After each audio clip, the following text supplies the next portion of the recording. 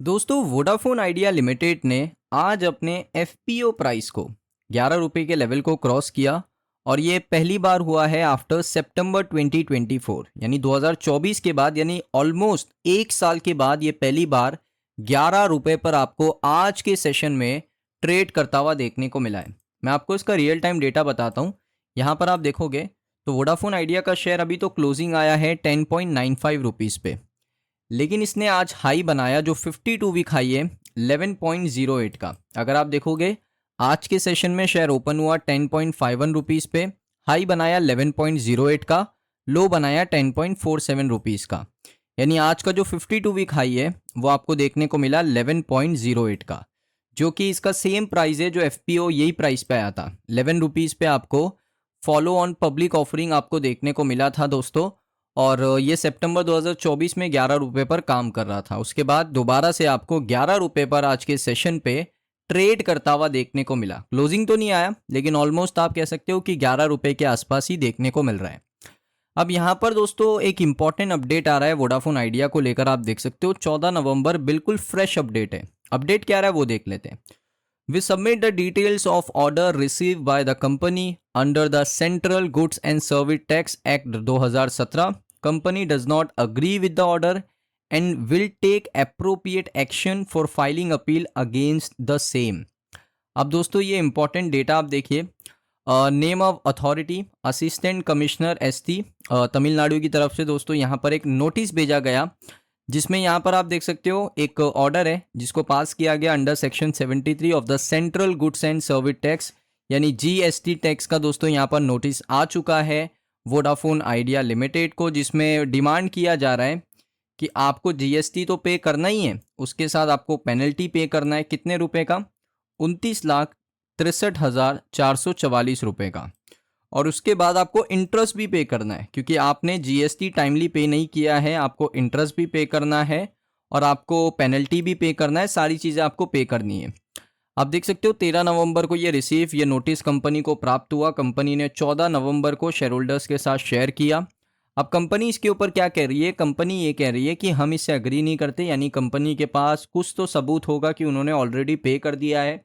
Company बिल्कुल agree नहीं करती इस नोटिस के साथ, और कंपनी अब एक अप्रोप्रिएट लीगल एक्शन अगेंस्ट लेने वाली है। यानी जीएसटी की जो यहाँ पर डिपार्टमेंट है उनके खिलाफ यहाँ पर वोडाफोन आइडिया एक लीगल एक्शन लेने वाला है। तो ये दोस्तों एक काफ़ी बड़ी अपडेट है वोडाफोन आइडिया को लेकर। अब यहाँ पर बात करते हैं कि शेयर के अंदर आपको तेज़ी किस वजह से देखने को मिल रही है। देखिए सिंपल सी दो ही वजह है। एक वजह यह है कि सुप्रीम कोर्ट की तरफ से काफ़ी अच्छा रिलीफ मिला है कि पूरे एजीआर के ड्यूज़ को, साथ में पेनल्टीज़ को, इंटरेस्ट को, सभी को यहाँ पर क्या किया जाएगा? रीअसेस किया जाएगा, दोबारा से देखा जाएगा, और एक रिलीफ मिलने के चांसेस काफ़ी ज़्यादा है डिपार्टमेंट ऑफ टेलीकम्युनिकेशन की तरफ से वोडाफोन आइडिया को। इस वजह से ये शेयर आपको ऊपर देखने को मिल रहा है। दूसरा रीज़न है दोस्तों, यहाँ पर वोडाफोन आइडिया ने ना जो Q2 के नंबर्स अनाउंस किए वो अच्छे थे, क्योंकि कंपनी ने आप देख सकते हो कि सितंबर क्वार्टर में यानी Q2 के अंदर जो नेट लॉस शो किया है वो है 5,524 करोड़ का। अगर आप उसको ईयर ऑन ईयर बेसिस पे कंपेयर करोगे तो वो आपको देखने को मिलेगा कि यहाँ पर जो लॉस है उसको कम कर रही है वोडाफोन आइडिया, क्योंकि पिछले साल सेम क्वार्टर में कंपनी का लॉस था 7,176 करोड़ का और पिछले क्वार्टर में लॉस था 6,608 करोड़ का। तो कंपनी का जो लॉस है वो ईयर ऑन ईयर बेसिस पे आपको नीचे देखने को मिला, और क्वार्टर ऑन क्वार्टर बेसिस पे भी कंपनी का जो लॉस है वो आपको नीचे देखने को मिला है, जो कि एक बहुत अच्छी बात है वोडाफोन आइडिया के शेयर होल्डर्स के लिए। तो यही दो कारणों की वजह से जो वोडाफोन आइडिया का शेयर है वो आपको ऊपर देखने को मिल रहा है। उसके साथ कंपनी का रेवेन्यू जो है वो आपको 11,194 करोड़ का देखने को मिला। लगभग 2.4% की ग्रोथ आपको कंपनी के रेवेन्यू के अंदर देखने को मिली, क्योंकि पिछले साल सेम क्वार्टर में कंपनी का रेवेन्यू था 10,932 करोड़ का। कंपनी का एवरेज रेवेन्यू पर यूज़र भी आपको बढ़ता हुआ देखने को मिला, क्योंकि एवरेज पर यूज़र काफ़ी ज़्यादा इंपॉर्टेंट है। इसका मतलब होता है कि एक ही यूज़र से हम कितना रेवेन्यू कमा रहे हैं। तो एवरेज रेवेन्यू पर यूज़र अगर आप देखोगे कंपनी का 180 रुपये का है, जो कि पिछले साल सेम क्वार्टर में 166 रुपये था। यानी लगभग आपको 8.45% का ईयर ऑन ईयर बेसिस पे आपको ग्रोथ यहाँ पर देखने को मिला। और अगर आप क्वार्टर 1 में देखोगे तो 177 का था। तो क्वार्टर 1 से भी आपको देखने को मिला है, यानी ARPU year on year basis पे भी बढ़ा और आपको क्वार्टर ऑन क्वार्टर बेसिस पे भी बढ़ता हुआ देखने को मिला है, जो कि एक बहुत अच्छी बात है। उसके साथ रिलीफ मिल सकता है कंपनी को, ये भी आपने खबर सुनी होगी। तो ये सारे रीज़नों की वजह से जो वोडाफोन आइडिया का शेयर है ना, उसके अंदर एक तेज़ी बन रही है। अब देखिए ब्रोकरेज फर्म का क्या मानना है वो मैं आपको बता देता हूँ। सो ब्रोकरेज मोतीलाल ओसवाल ने रिसेंटली अपग्रेड किया न्यूट्रल रेटिंग, और उनका मानना है कि इसका जो टारगेट है 9.5 फ्रॉम 10, यानी पहले उन्होंने 10 रुपये का टारगेट दिया था, अभी 9.5 रुपये का टारगेट न्यूट्रल रेटिंग के साथ उन्होंने यहाँ पर इसको रखा है। ये मोतीलाल ओसवाल का यहाँ पर एनालिस्ट है।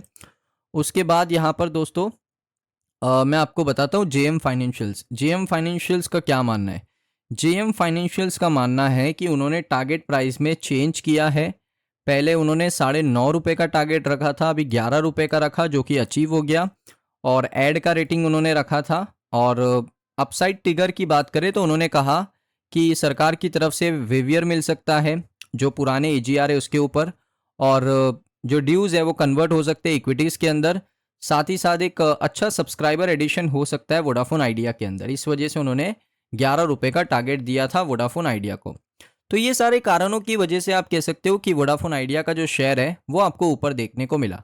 आपको ये वीडियो कैसा लगा वो कमेंट सेक्शन में बताइए। अगर आपको वीडियो अच्छा लगा वीडियो को लाइक करें। चैनल पे अगर आप पहली बार आए हो सब्सक्राइब कर लीजिए। मिलता हूँ मैं आप सभी लोगों को नेक्स्ट वीडियो के अंदर।